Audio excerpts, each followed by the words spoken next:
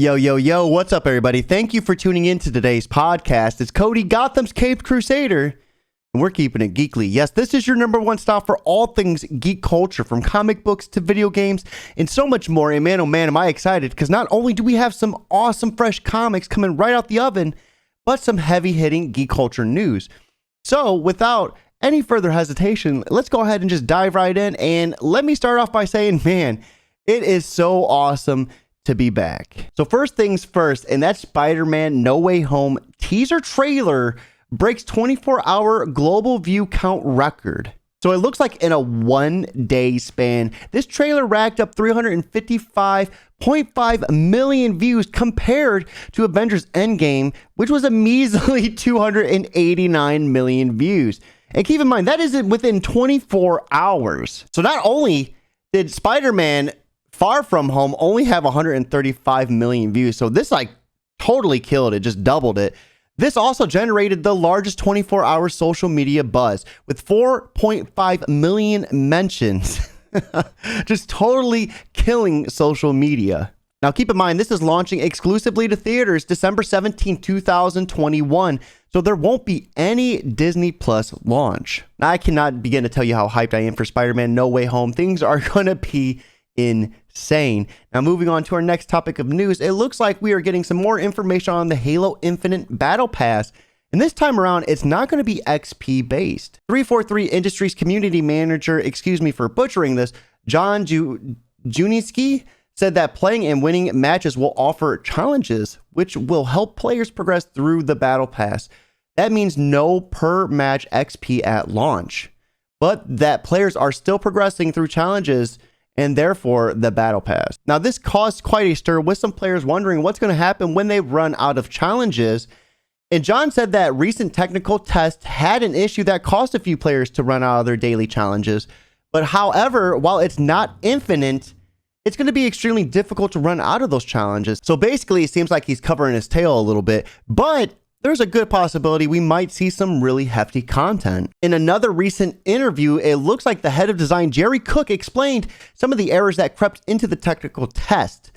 Now, there's a lot of errors and bugs, it seems, that are happening with this game launching so soon, which is December 8th. And keep in mind, the Forge and co-op campaign are not going to be part of that drop. Now, while it's been quite some time since I picked up a Halo title, things are looking more and more grim the closer we get to the launch date. Now, on to our last piece of news this week. It looks like we're finally getting some measly crumbs for us Elden Ring fans. Yes, this fresh off the Washington Post, it looks like liberating choices await us in Elden Ring by the creators of Dark Souls and Game of Thrones. Now, a direct quote from software spokesman Yoshihiro: "We tried to give as much freedom as possible to the exploration of the world. While we're still in the process of testing and figuring out the final playtime, we feel this is going to vary quite widely from player to player depending on what sort of route they take through the world and what they find," which seems to be pretty on point with your typical Dark Souls or any Soulsborne experience. So journalists were presented with 16 minutes of never seen before footage, and we were presented with several key features of the game,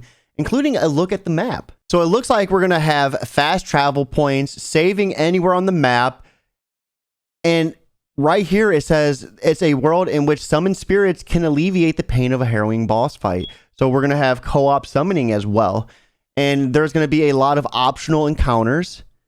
One in which a dragon might surprise you, dropping from the sky to fight you as you cross the field on horseback. So there's going to be some optional bosses as well, which is pretty on point with the Soulsborne series as it stands. Now, a big part of this game is that it's co-written by Game of Thrones author George R.R. Martin. But one thing I have noticed is there's a lot of buzz going on that he didn't write a lot of the in-game text. So we have yet to see what part of his influences are touching upon this game. Another key emphasis that was made from software is that this is going to have an easier to understand narrative where other Dark Souls games had a really insanely hard to grasp lore. So it looks like they're dropping the strict timing and reaction-based combat mechanic from Sekiro and going with what's called a guard counter mechanic. Now, I'm always a sucker for any news on Elden Ring, and this hit that sweet spot. With that being said, guys, that does wrap up This Week in Geek, but stay tuned. We got those fresh polls coming right out the oven. So the first comic we're going to be starting off with today is going to be Batman Detective Comics 1042, written by Markio Tamaki, with art being done by Dan Mora. So this issue starts off on a rather interesting note. It looks like Batman is completely surrounded with the parasite within him, almost 100% infecting him, and he's just losing his mind completely. What better way to spread fear in Gotham than have their caped crusader be infected by this parasite and just start killing people left and right? Now, as things get insane, the Penguin starts to cut loose, and Mr. Worth gets enraged, demanding that he upholds his end of the deal. But this is when the Penguin comes out of left field and just shocks him and throws him over the railing, catapulting us into the Penguin and Mr. Worth war. We then see an infected Batman go up against Roland Worth, and this is a fight to behold. It is insane because Batman is not holding any punches at all. Now, Batman is getting the upper hand on Mr. Worth, and he is fighting every inch of this parasite within him to prevent himself from killing him.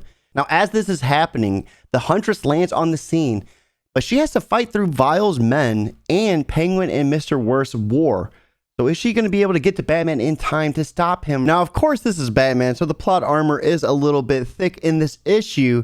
But with that being said, the story does take an interesting turn, and I'm here for it. I'm stuck here for issue 1043, and I want to see how Batman gets out of this alive. Now, this is going to lead us to our next issue, which is going to be Robin issue number 5, written by Joshua Williamson, with art being done by Gleb Melanoff. So we begin this issue with Ravager on a rather intense blood hunt for Respawn for killing her with her back turn, but then she's shortly informed by Flatline that she's the one that actually needed to die to begin this League of Lazarus tournament. Before Rose can get her sweet revenge, she's stopped by Hawkeye so she doesn't break the rules. Then we make a quick pivot to Damian, and he is fleeing the entire Bat family. Now, mid-pursuit, Robin makes a deal that if any of them can catch him, he'll come home and without a fight. And thus brings us a good old classic rooftop race, and he quickly just outpaces everyone before he's stopped by the Red Hood. Now, during this, we see a rather dark interaction, going as far as Damian saying he forgot to bring his crowbar with him.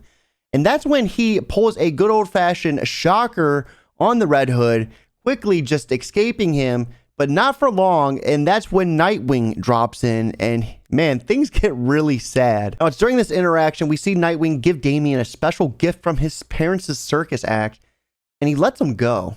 And it was I would say it took me for a spin. I wasn't expecting this level of just brotherly bond between the two, and it was a really awesome thing to read. Now, with this being said, Damian makes his way back to the tournament just in time for it to begin. Now, Robin is definitely not pulling any punches at all, and I am really excited to see how the League of the Lazarus tournament turns out. Now, this is going to lead us to our last issue of the week, and that's going to be Batman Superman issue number 21, written by Jean Lu Yang, with art being done by Ivan Reis. So we begin with Batman of this Earth breaking down the current situation, wondering if they were actually created by RTO, and what would happen if they destroyed their god. And won't that just end up destroying themselves? That thought is short-lived, as an army of robot supermen rain down upon them. We are then introduced to Earth Zero's Archive of the Worlds, with Arturo giving us a rundown that was his masterpiece. Due to Superman not listening, the demon Etrigon is going to usher its end. Now we pivot back to the trio taking on the army of Supermen, and things are getting insane with Batman and Robin getting shot down, and we see Superman not only save them, but take them to the Fortress of Solitude. And this is where the trio not only take down the rest of the army of robots, but begin their talk about how a trio isn't a real god. Now that is short-lived, as the demon meets up with them to fulfill his duty and usher the end of all things. Now things are heating up on Earth Zero, and it's awesome to see the interaction between this Earth's Superman and Batman and how things are unraveling between the two. Now, with that being said, guys, that does wrap up this week's podcast. I really appreciate everyone tuning in after such a long break, and we are going to get back on a base where we are going to be dropping these at least once a week, hoping to work on 2. Now, with that being said, you can catch me on my respective social media platforms at Twitch, Twitter, Instagram, YouTube, Facebook, and so much more at Joffer Cody. And as always, guys, keep it geekly.